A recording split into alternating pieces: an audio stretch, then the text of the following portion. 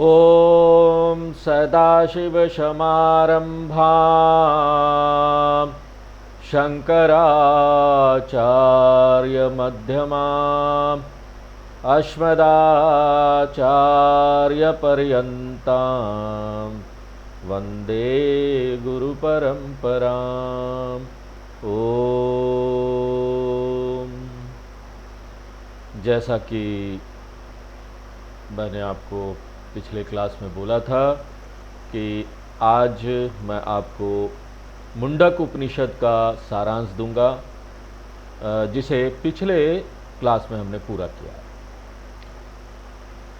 इस अथर्ववेद से संबंधित उपनिषद में 3 अध्याय हैं और हर एक अध्याय को मुंडक बोला जाता है। प्रत्येक अध्याय में 2 खंड है। कुल मिलाकर उपनिषद में 6 खंड है। प्रत्येक अध्याय मुंडक हुआ और मुंडक के प्रत्येक को खंड कहा जाता है। इस प्रकार उपनिषद में 6 खंड है और हम इन 6 खंडों में से प्रत्येक का सार देखेंगे। पहला जो खंड है वो दी जाने वाली शिक्षा की महिमा के साथ शुरू होता है। शिक्षा कौन सी है? ब्रह्म विद्या, ब्रह्म का ज्ञान। और इस ब्रह्म विद्या का प्रारंभ में महिमा मंडन किया जाता है, विज्ञापन, एडवर्टाइजमेंट, ताकि हम लेने के लिए उसके इच्छुक हो जाएं, तीव्र इच्छा हो जाए कि हमको यही चाहिए। और वो कैसे किया जाता है यह बताते हुए कि इस ब्रह्म विद्या की शुरुआत स्वयं ब्रह्मा जी ने की, और चूंकि इसकी शुरुआत स्वयं ब्रह्मा जी ने की, इसलिए ये एक महान शिक्षा होनी चाहिए। क्यों? क्योंकि ब्रह्मा जी सब जानते हैं, सर्वज्ञ है। और केवल इतना ही नहीं, ब्रह्मा जी से शुरू हुई यह शिक्षा एक परंपरा के रूप में आगे बढ़ती है। गुरु शिष्य परंपरा एक वंश के रूप में ये नीचे आती रही और आज यहाँ पर इसे सदी में भी, 21वीं सदी में भी अब मौजूद है, जिसका अर्थ यह है कि यह सबसे प्राचीन और समय की कसौटी पर खड़ा उतरा ज्ञान है। इसलिए जिसने इसको आरंभ किया वो महान है। यह सबसे प्राचीन ज्ञान भी है। और फिर उपनिषद बताते हैं कि एकमात्र यही शिक्षा अन्य सभी ज्ञान को सार्थक या उद्देश्य पूर्ण बनाता है। किसी अन्य विज्ञान का अध्ययन तभी वैलिड है, तभी मान्य है, जब वो ज्ञान हमको इस ज्ञान की ओर ले जाता है। इस प्रकार ये एक ऐसा शिक्षण हो गया जो विज्ञान की हर अन्य शाखा को वैलिड और उद्देश्यपूर्ण बनाता है। इसलिए उपनिषद इसको क्या बोलते हैं? सर्व विद्या प्रतिष्ठा। चाहे भाषा का ज्ञान हो, केमिस्ट्री का ज्ञान हो, फिजिक्स का ज्ञान हो, इकोनॉमिक्स का ज्ञान हो, नृत्य का ज्ञान हो, संगीत का ज्ञान हो, कोई भी ज्ञान तभी सार्थक होता है जब वो ज्ञान आपको इस ज्ञान में लाकर स्थापित करता है। जैसे कि एक चेक बुक लेते ना, चेक में शून्य की कोई भी संख्या तभी सार्थक होती है जब उसके पहले कोई संख्या हो। आप चेक में लिख दीजिए 000 3 0, लेकिन जब तक उसके पहले 1 नहीं लगाएंगे 1000 नहीं होगा। उसी प्रकार से जब तक सारे विषय क्या है? 0 है, जब तक आप उसमें ये 1, वो सारे विषय आपको ये 1 की तरफ नहीं ले जाएंगे, तब तक वो 0 है। इसी तरह से शास्त्रों के अनुसार आपकी सारी जो शिक्षा आपने प्राप्त की है वो शून्य है। इस प्रकार पहले 3 श्लोकों में ब्रह्म विद्या को सबसे महान शिक्षा के रूप में महिमा मंडित किया गया। और फिर इस खंड के अगले भाग में,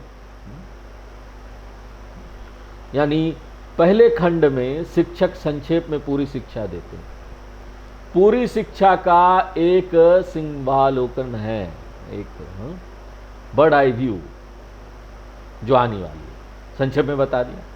भगवत गीता में भी ऐसे किया भगवान ने। दूसरे अध्याय में पूरा गीता का सार दे देते हैं, जो आने वाली क्या शिक्षा हम देने वाले, दूसरे अध्याय में बता दिया। इसी तरह यह भाग भी मंत्र संख्या 4 से 9 तक है। यह एक सार है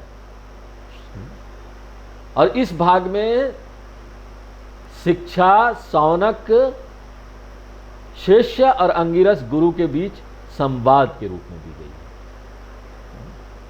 और शौनक ने प्रश्न पूछा कि वह क्या है जिसे जानने से सृष्टि में बाकी सब कुछ समझा जा सकता है। एक विज्ञानेन सर्व विज्ञानम भवति। पूरे मुंडक उपनिषद का यही प्रश्न है और इसी का उत्तर पूरे मुंडक उपनिषद में है। पहले खंड के पहले मुंडक के पहले खंड का तीसरा मंत्र, कस्मिन्नु भगवो विज्ञाते सर्वमिदं विज्ञातम भवति थी। यही प्रश्न है और इस प्रश्न का उत्तर शिक्षक यह बताते हुए देते हैं कि यह तभी संभव है जब व्यक्ति सृष्टि के मूल कारण को जान ले।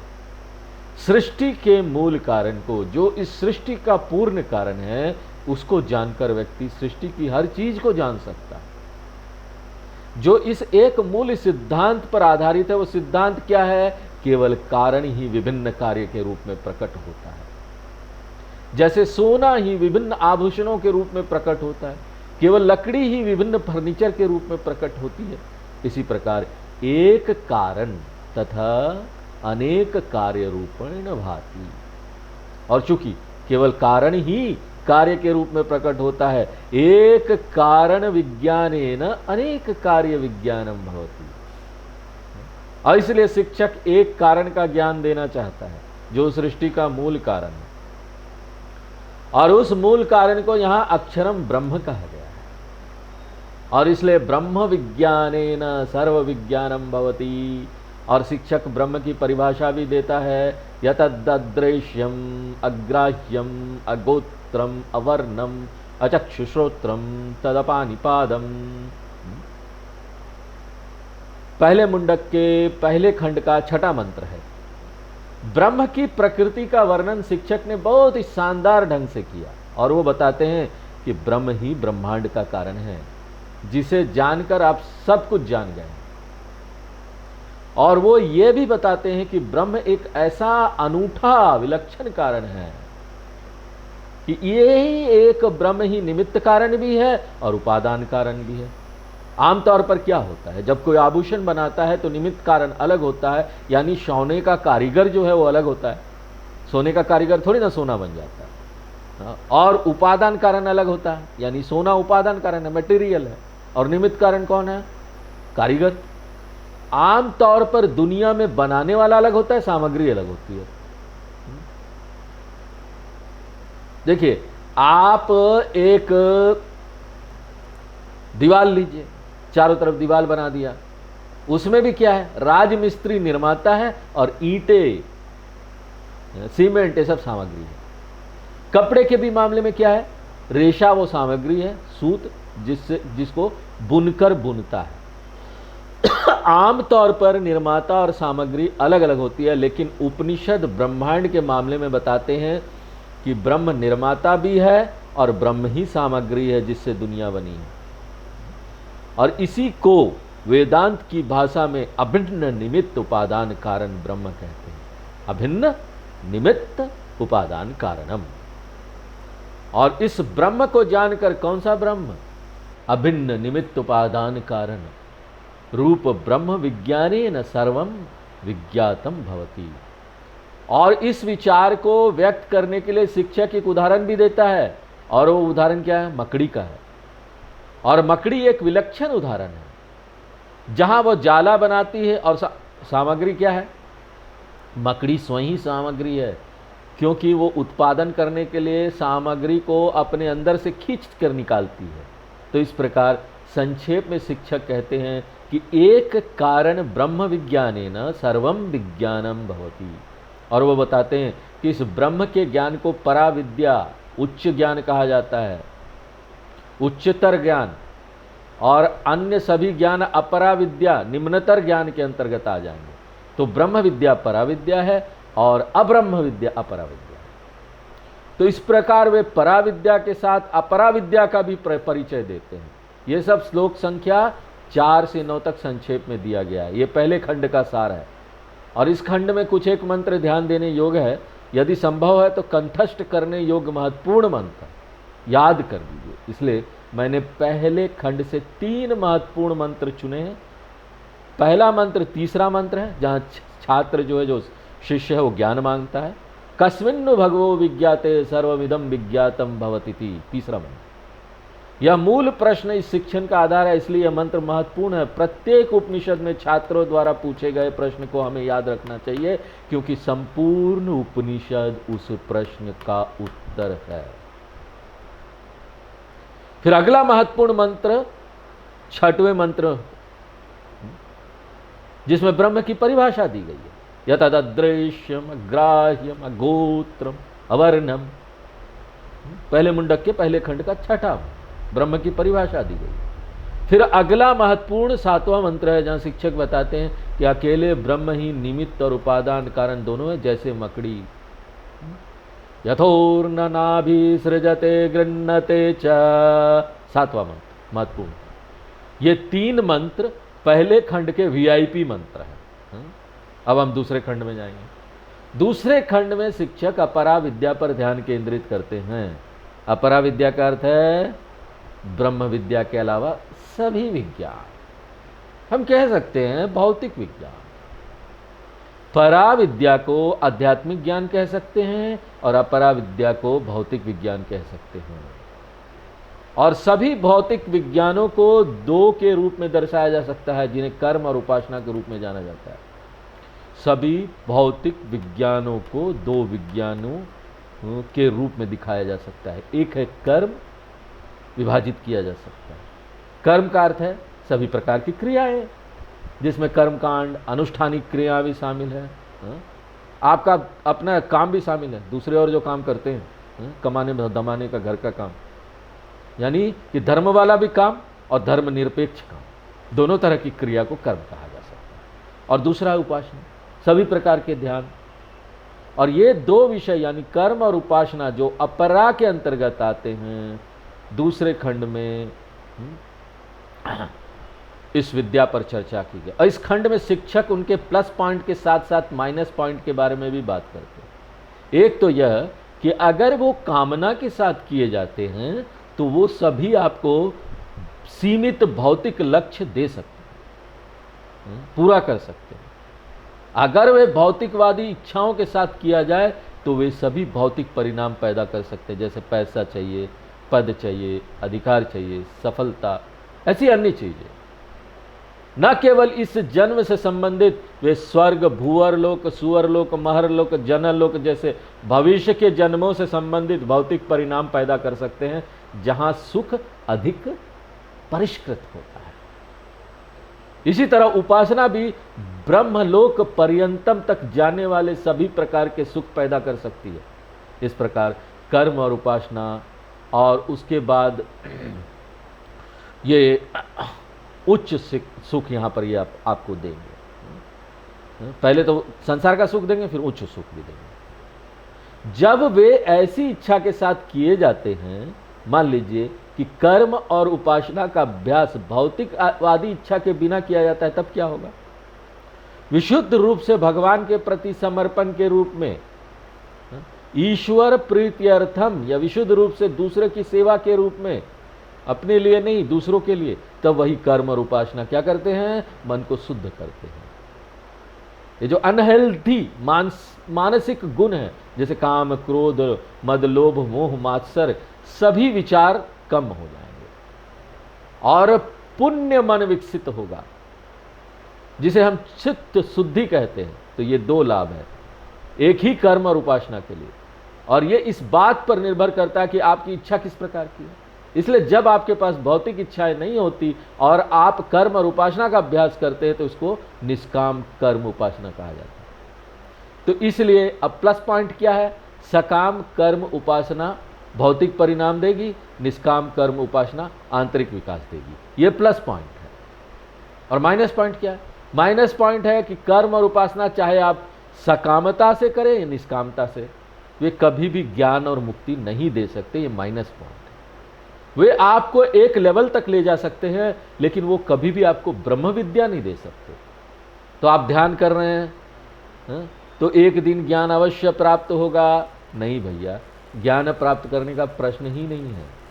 इसलिए इसकी सीमा क्या है? वे मोक्ष के हेतु नहीं है। वे मोक्ष का कारण नहीं है। लेकिन एक बात है, भले ही वो सीधे मोक्ष नहीं दे सकते, यदि कर्म और उपासना का उपयोग मन की शुद्धि के लिए किया जाए तो वो मुझे मोक्ष या ज्ञान तक पहुंचने में मदद कर सकता है। इसलिए स्वाभाविक रूप से जो तुरंत प्रश्न आएगा वो यह है कि यदि कर्म और उपासना ज्ञान उत्पन्न नहीं कर सकते तो क्या ज्ञान उत्पन्न कर सकता है? केवल गुरु शास्त्र उपदेश श्रवणम। केवल एक सक्षम गुरु के मार्गदर्शन में लंबे समय तक शास्त्रों का व्यवस्थित अध्ययन आत्मज्ञान या ब्रह्म विद्या उत्पन्न कर सकता है, जिसे हम ज्ञान योग कहते हैं। इस प्रकार कर्म उपासना व्यक्ति को ज्ञान योग के लिए तैयार कर सकती है, वे ज्ञान योग का स्थान नहीं ले सकते। और इसलिए शिक्षक इस खंड के 11वें मंत्र तक कर्म और उपासना के साथ साथ उनके प्लस और माइनस बिंदुओं के बारे में विस्तार से बात करते हैं। तो पहले 11 मंत्र कर्म और उपासना से संबंधित है। फिर 12वें और 13वें मंत्र में शिक्षक सलाह देते हैं कि आप सभी को कर्म और उपासना का अभ्यास करना चाहिए। सब शुरुआत में भौतिकवादी इच्छाओं के साथ कीजिए, अपनी सभी सांसारिक इच्छाओं को पूरा कीजिए, इसमें कुछ भी गलत नहीं है, नथिंग रॉन्ग इन इट। सांसारिक इच्छाओं को पूरा करने में कुछ गलती नहीं कर रहे हैं आप। अगर कोई पैसा प्राप्त करने के लिए, पुत्र प्राप्त करने के लिए मंदिर जा रहा है तो उसको ना अपने अंदर दोषी या हीन भावना महसूस करने की जरूरत नहीं है, कुछ भी गलत नहीं है। इसलिए वेद कहता है कि पहले सकाम कर्म उपासना का पालन करें और मजा ले, आनंद ले, और जब आप उनसे गुजरेंगे तो देर सवेर आपको उन सुखों की सीमा का पता चलेगा। और सबसे बड़ी सीमा क्या है? यही कि ना वो एक दिन चले जाएंगे, परमानेंटली नहीं रहता। और जब वे चले जाते हैं तो समस्या ये है कि वो उतना ही तीव्र दुख पैदा करेंगे जितना वो खुशी दे रहे हैं। इसलिए ये सभी दुख के संभावित स्रोत हैं। जीवन में जब ये सब करते हुए नहीं हमको सुखी चाहिए, लो, जब झटका झुटका और पर्याप्त रूप से किक मिलेगा ना, वो किक मिलने से पता चल जाएगा कि सकाम कर्म उपासना के बजाय जीवन का दूसरा चरण निष्काम कर्म उपासना से हमको शुरू करना चाहिए। पहले जब मैं मंदिर जाता था मैं हर चीज को मांगता था, हमको ये दे दीजिए, हमको दे दीजिए, परीक्षा में पास करा दीजिए। अब मैं मंदिर जाता हूं तो क्या बोलता हूं? अन्नपूर्णे सदा पूर्णे शंकर प्राण वल्लभे ज्ञान वैराग्य सिद्ध्यर्थम भिक्षाम देहि च पार्वती। ज्ञान वैराग्य का भिक्षा मांगता हूं।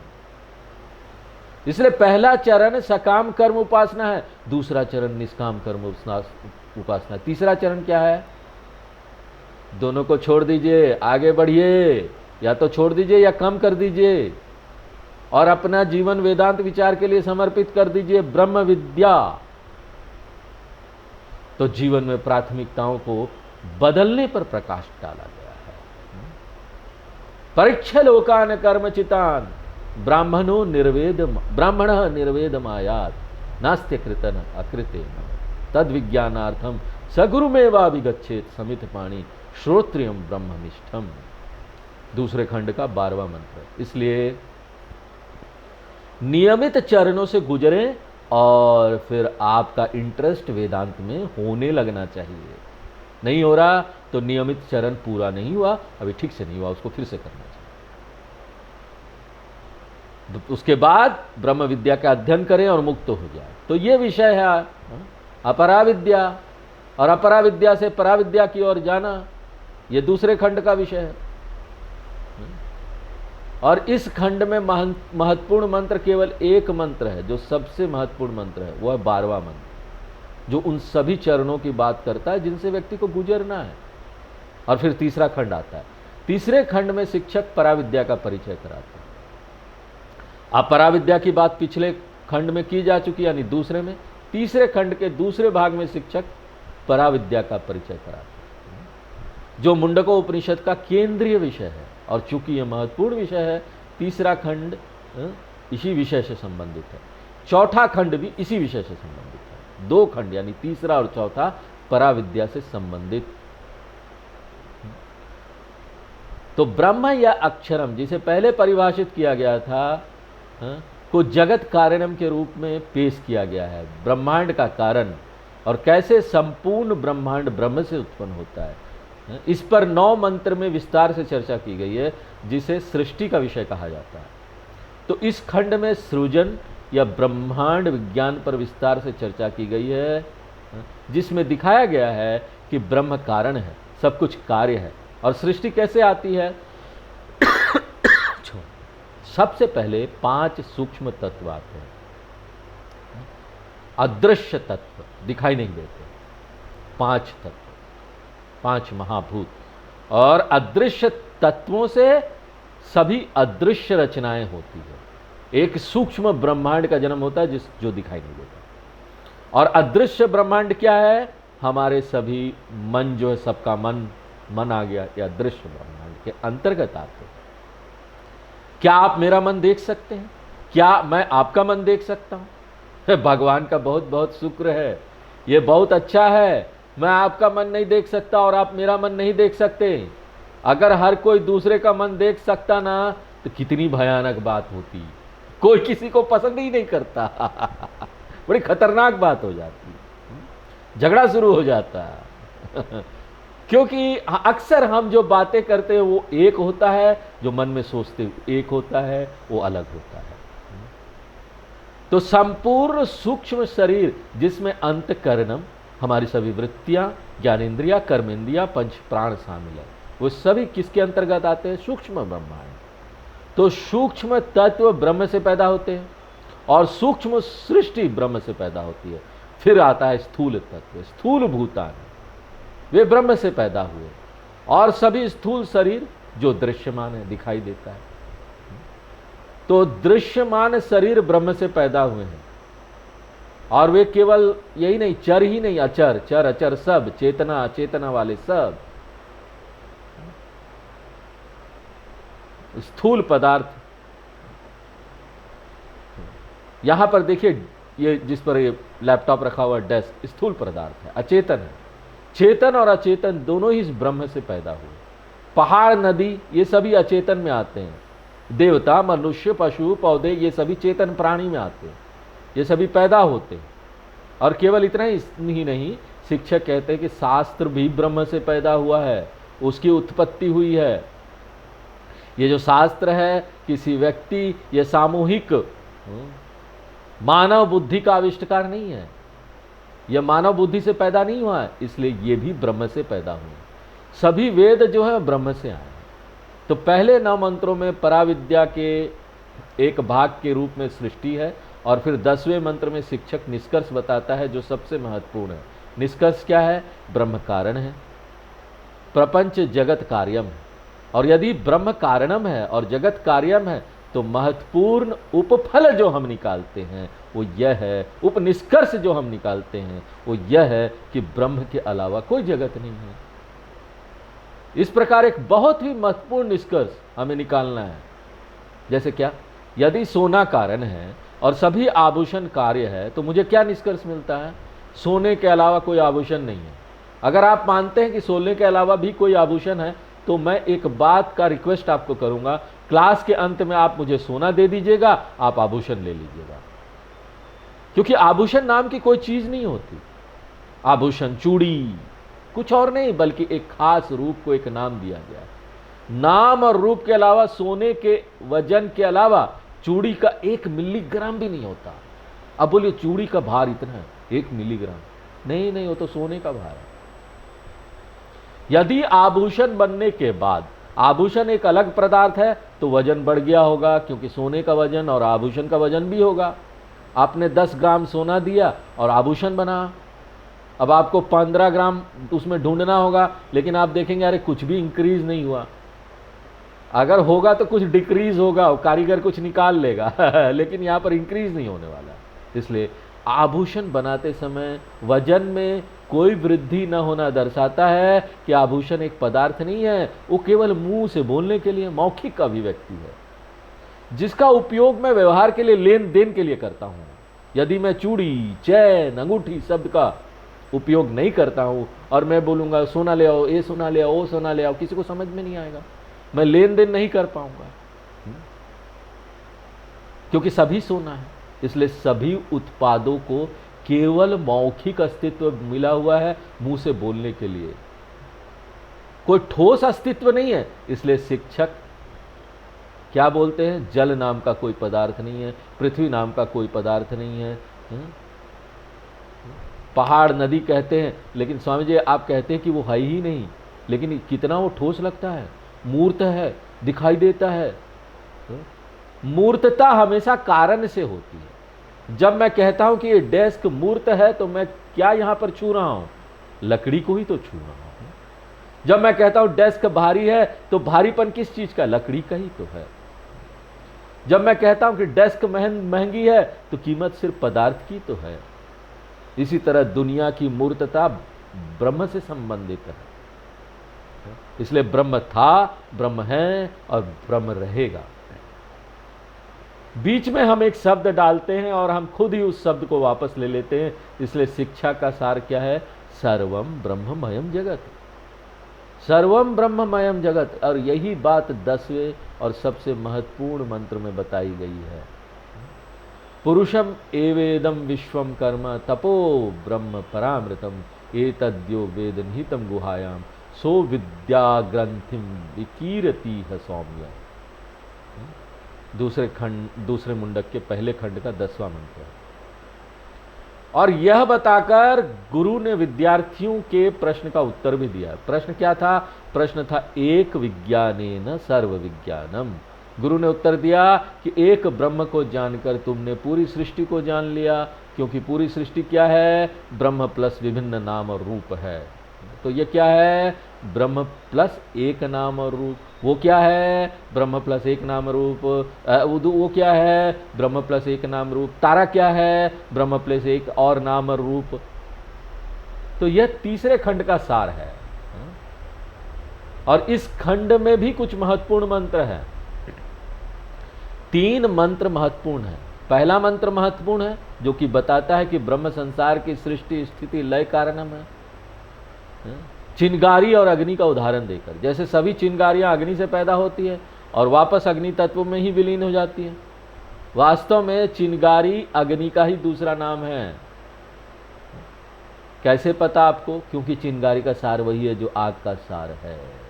तदेतत् सत्यम यथा सुदीप्तात् पावत्तात् विस्फुकली विस्फुलिंगः सहस्रशः प्रभवन्ते स्वरूपाः।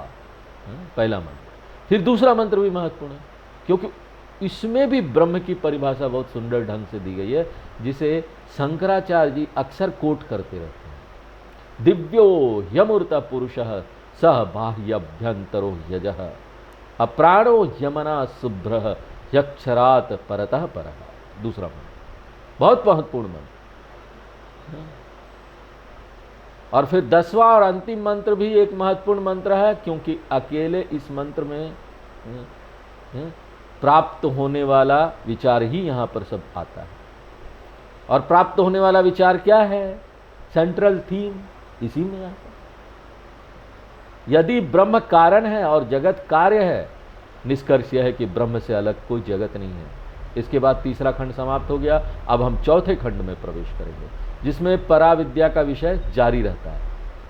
कोई उस ब्रह्म को स्पष्ट रूप से कैसे पहचान सकता है, कुछ महत्वपूर्ण विषय है। और ये बहुत महत्वपूर्ण विषय है।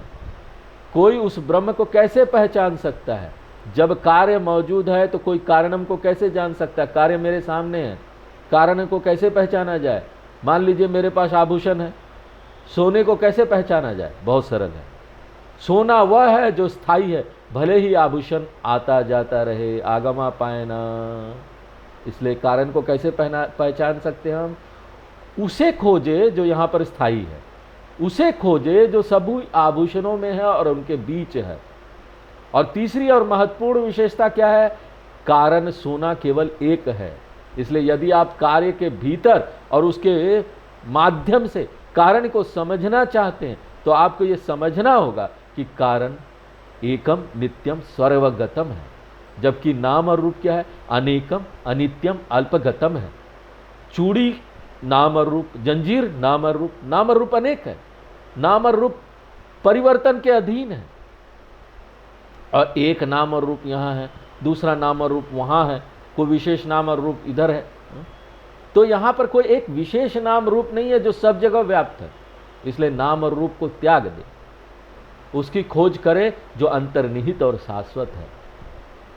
इसी तरह इस संसार से ब्रह्म को कैसे पहचाना जाए, उस एकम नित्यम सर्वगतम की तलाश करें। और जब आप सृष्टि को देखते हैं तो केवल एक ही चीज है जो एकम नित्यम सर्वगतम है। देखिए, अब हम सूक्ष्म क्षेत्रों में प्रवेश कर रहे हैं, तो हमने क्या देखा, हमने इसका विस्तृत विश्लेषण किया है। तो मैंने क्या कहा, जब मैं कहता हूं कि मुझे दीवार दिखाई देती है तो मैं कहता हूं कि वहां एक दीवार है। जब मैं एक प्रकाश देखता हूं तो मैं कहता हूं वहां एक प्रकाश है, एक पुरुष, एक महिला, एक कुर्सी है, बेटा है, चांद है। क्या है जो सभी के लिए सामान्य है? वह क्या है जो सभी के लिए सामान्य है? वहां है, यहां है, वहां है, सब जगह। आप दूसरी भाषा में कहे दीवार है, पुरुष है, महिला है, मेज है, है, सभी के लिए सामान्य है। अस्तित्व एक है, ये जो एग्जिस्टेंस, अस्तित्व सर्वगतम है, अस्तित्व नित्यम है। यहां तक कि जब आप बर्तन को तोड़ते हैं, कोई भी घड़ा तोड़ दीजिए, मिट्टी में बदल जाता है, तो घड़ा तो नष्ट हो गया, मिट्टी में बदल गया, लेकिन अस्तित्व का क्या होता है? कुछ नहीं होता। क्योंकि पहले आपने कहा था कि बर्तन है, जब आप कहते हैं कि मिट्टी है तो घड़ा चला गया, लेकिन मिट्टी है।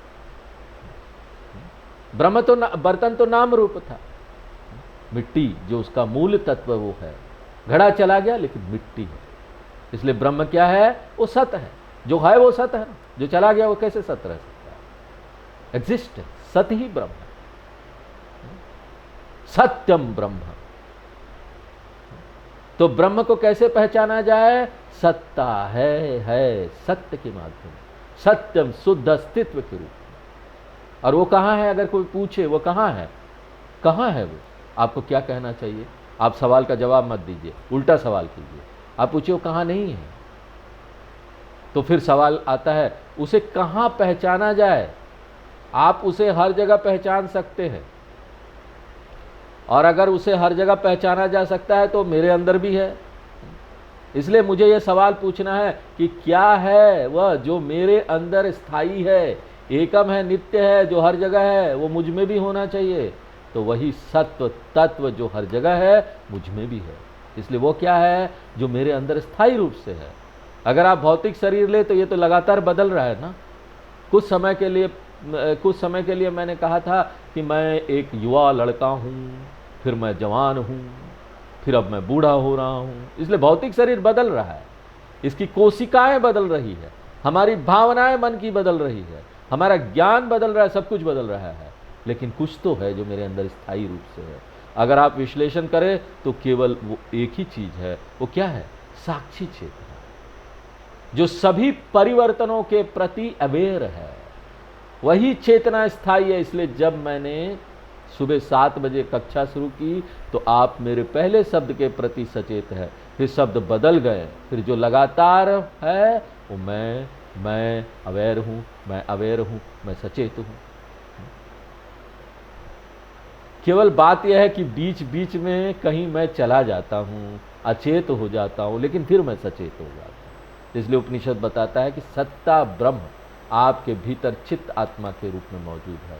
इसलिए परमात्मा एवं जीवात्मा, सत्य ब्रह्मेव चित्तात्मा। इसलिए ब्रह्म को मैं चेतन तत्व के रूप में जानूंगा। ब्रह्म को जानो, क्योंकि मैं चेतन तत्व हूं, मैं जिसके प्रति सचेत हूं, जिस चीज को देख रहा हूं, अवेयर हूं, वस्तु के रूप में वो कार्य है। लेकिन मैं जो साक्षी हूं, देख रहा हूं, वो चेतना कारण है। मैं जिसके प्रति सचेत हूं वो पदार्थ है, मटेरियल। मैं चेतन प्राणी आत्मा हूं। और इसी ज्ञान को जीवात्मा परमात्मा ऐक्यम कहते हैं। और संयोग से वे एक और विषय भी प्रस्तुत करते हैं, यानी इसे समझने के लिए किस प्रकार के मन की आवश्यकता है, क्योंकि ये तो अत्यंत सूक्ष्म विषय है। आपको ब्रह्म को सत्य के रूप में जानना चाहिए और आपको चित्त को समझना चाहिए। इस शिक्षा को अपनाने के लिए हमें बहुत ही तैयार मन की आवश्यकता है। और तैयारी क्या है? शिक्षक कहते हैं कि एक तीरंदाज को लक्ष्य पर निशाना लगाने के लिए जो भी तैयारी करने की आवश्यकता होती है वो सभी तैयारियां आपके लिए आवश्यक है। तो तीरंदाजी में किन सभी चीज की आवश्यकता होती है? मुझे स्पष्ट रूप से पता होना चाहिए लक्ष्य क्या है, लक्ष्य स्पष्ट होना चाहिए। दूसरा, जब मैं लक्ष्य पर प्रहार नहीं करता तो मेरी नजर क्या है, उसी पर केंद्रित रहनी चाहिए, लक्ष्य पर। इतनी एकाग्रता की आवश्यकता है, इसलिए लक्ष्य तय करें और तब तक ध्यान केंद्रित करें जब तक आप उसको हिट न कर दें। ध्यान केंद्रित करने की क्षमता महत्वपूर्ण है।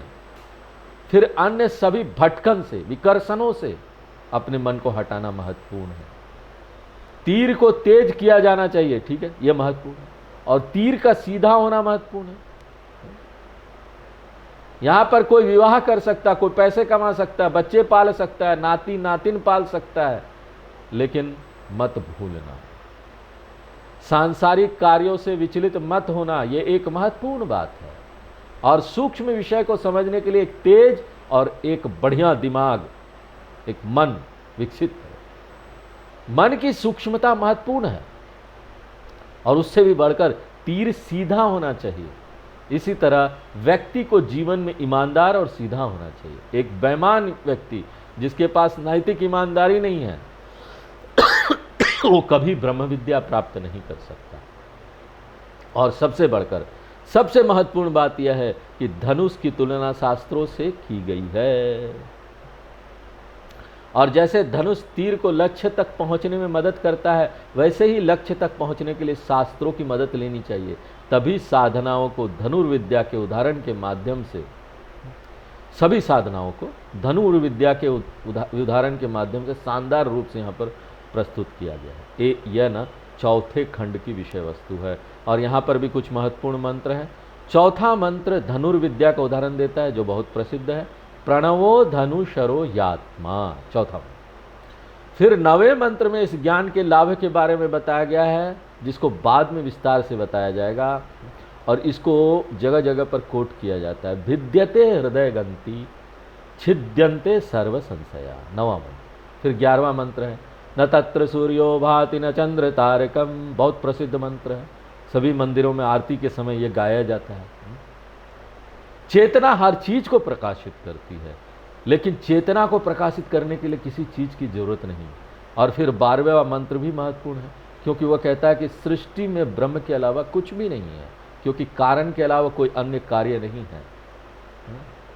ब्रह्मे वेदम अमृतम पुरस्ताद ब्रह्म पश्चात ब्रह्म दक्षिणतश्चोत्तरेण, 12वां मंत्र। एक अज्ञानी आदमी कहेगा कि लहरें हैं, लेकिन बुद्धिमान आदमी ऐसा कभी नहीं कहेगा। वो कहेगा लहरें नहीं, हर जगह पानी पानी, लहर भी तो पानी है, लहर तो सिर्फ शब्द है जिसका उपयोग हम कम्युनिकेशन के लिए कर रहे हैं, लेकिन उसके आगे पानी, पीछे पानी, ऊपर पानी, नीचे पानी, सर्वत्र जलमयम जगत। इसी तरह बुद्धिमान व्यक्ति के लिए सर्वम ब्रह्ममयम जगत, यह चौथा खंड है। फिर 5वां खंड ब्रह्म विद्या का सारांश देता है, और साधनानी यानी कि शुरू वाले जो विषय है उसके बारे में अधिक बात करता है। मूल्यों पर प्रकाश डाला गया है। नैतिक मूल्यों के बिना दर्शन का अध्ययन पूरी तरह से बेकार है, कोई काम का नहीं। और मूल्यों में सत्यम, सच्चाई के मूल्य पर बहुत जोर दिया गया है। सत्यमेव जयते इस खंड में आता है, तो इस प्रकार इस पूरे खंड में मूल्यों पर जोर दिया गया है। और ब्रह्म विद्या को एक अन्य प्रसिद्ध उदाहरण के माध्यम से भी संक्षेप में प्रस्तुत किया गया है, वो है 2 पक्षियों का उदाहरण। तो एक को जीवात्मा पक्षी कहा जाता है, दूसरे को परमात्मा पक्षी कहा जाता है। अज्ञान के कारण इन 2 पक्षियों के बीच अंतर है। जब जीवात्मा पक्षी परमात्मा पक्षी को पहचान लेता है तो कोई यहां विभाजन नहीं है। पक्षी का उदाहरण यह दिखाने के लिए दिया गया है कि एक पक्षी फल खाता है, दूसरा पक्षी नहीं खाता। जीवात्मा देह अभिमान के कारण कर्ता भोगता है, जब देह अभिमान त्याग दिया जाता है तो जीवात्मा अकर्ता अभोक्ता परमात्मा की अपनी प्रकृति को स्वीकार कर देता है। इसलिए यह पक्षी वाला उदाहरण भी बहुत प्रसिद्ध है। इस प्रकार मूल्यों के रूप में ब्रह्म विद्या सार और साधनानी इस खंड का सार है। इस खंड में 2 मंत्र महत्वपूर्ण है। पहला मंत्र पक्षी के कारण महत्वपूर्ण है, उदाहरण पक्षी का दिया गया, द्वा सुपर्णा सयुजा सखाया। और 7वें मंत्र में ब्रह्म की परिभाषा दी गई है एक बार फिर, बृहच्च तद दिव्यम अचिंत्य रूपम, 7वां मंत्र। इस प्रकार ये 2 मंत्र महत्वपूर्ण हैं। और फिर अंतिम भाग आता है, इस भाग में साधना और फल पर प्रकाश डाला गया है। शुरू का अनुशासन और ज्ञान का क्या लाभ है, इन दोनों चीजों पर। प्रारंभिक अनुशासन में फिर से मूल्यों पर प्रकाश डाला गया है, और मूल्यों के बीच हमारी जो मोक्ष की इच्छा है वो तीव्र होनी चाहिए, इस पर महत्व दिया गया है। अचानक वाली इच्छा नहीं, अचानक किसी दिन इच्छा आ गई मोक्ष चाहिए। कैसी इच्छा होनी चाहिए, उस व्यक्ति की तरह जिसको उसके गुरु ने पानी के अंदर डुबा दिया, उसका सिर पकड़कर वो निकलने का प्रयत्न कर रहा है। कितनी गहरी इच्छा होगी, अब सोचिए कितनी तीव्र इच्छा होगी। साधनाओं में तीव्र मुमुक्षुत्व पर प्रकाश डाला गया है, और फलम का लाभ क्या बताया गया है, जीवन मुक्ति और विदेह मुक्ति के रूप में। जीवन मुक्ति का अर्थ है जीते हुए भी आंतरिक स्वतंत्रता प्राप्त हो जाए, मैं डिप्रेशन से, चिंता से, परेशानी से, तनाव से, चिड़चिड़ापन से, क्रोध से, ऐसी भावना से निकल आऊं। इन भावना के अत्याचार के अधीन मैं नहीं रहूं, अपने मन के अत्याचार से मैं मुक्त हो जाऊं। तो यह इस खंड में हाईलाइट किया गया फलम है। इसलिए अंतिम 2 खंड साधना और फलम पर ध्यान केंद्रित करते हैं, और इस खंड में भी 3 महत्वपूर्ण मंत्र है। एक नंबर 6 है, वेदांत विज्ञान सुनिश्चितार्थः, क्योंकि ये बहुत प्रसिद्ध मंत्र है। जब कोई भी सन्यासी घर में आता है तो गृहस्थ लोग जो होते हैं सन्यासी का आरती करते हैं, और आरती की थाली लेते समय इस मंत्र को बोलते हैं, उसका पाठ करते हैं। फिर 8वां मंत्र महत्वपूर्ण है, जिसमें उपनिषद नदी को समुद्र में विलीन होने का उदाहरण देता है। मुक्ति की तुलना नदी के समुद्र में विलीन होने से की जा सकती है, जीवात्मा परमात्मा में विलीन हो जाना। और 9वां मंत्र भी बहुत महत्वपूर्ण है, जहां हमारे राजा जी आते हैं। राजा जी आ गए, राजा जी। ब्रह्म वेद ब्रह्मेव भवति, ब्रह्म को जानने वाला ब्रह्म बन जाता है। इस प्रकार यह संपूर्ण इस उपनिषद, जिसमें शिक्षा, साधना, फलम, इन सभी को बहुत खूबसूरती से प्रस्तुत किया गया है। और प्रसिद्ध उदाहरण जैसे कि तीरंदाजी का उदाहरण, पक्षी का उदाहरण, नदी का उदाहरण, मकड़ी का उदाहरण, ये सब उदाहरण दिया गया है। ये सभी उदाहरण मुंडक उपनिषद के लिए अद्वितीय हैं। और उपनिषद का एक शीर्षक ऐसा क्यों है, क्योंकि एक विशेष व्रत के कारण ऐसा नाम रखा गया है, जिसे मुंडक व्रत के रूप में जाना जाता है, जिसका अभ्यास ट्रेडिशनली सभी साधकों द्वारा किया जाना चाहिए। तो ये मुंडक उपनिषद का सार अब समाप्त हो गया यहाँ पर। ओम पूर्णमदः पूर्णमिदं पूर्णात् पूर्णमुदच्यते पूर्णस्य पूर्णमादाय पूर्णमेवावशिष्यते। ओम शांति शांति शांति।